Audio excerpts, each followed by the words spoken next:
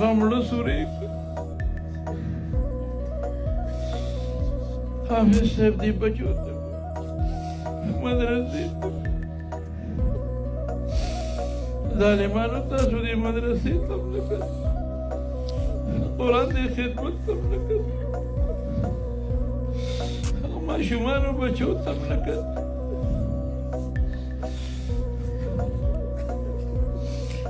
حکم لاس چې حضرت عثمان له ورغلی دی حکم لاس چې حضرت حسین له ورغلی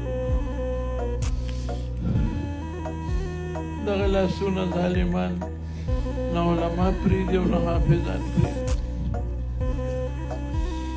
زما وروڼو ما نه خبرې نه کېږي بس دغه مقدر وخت او شهادت خو یې ورکړی علماو خبرې وکړې بس دغې باندې به زه اکتفا وکړم او دا بچی یې دی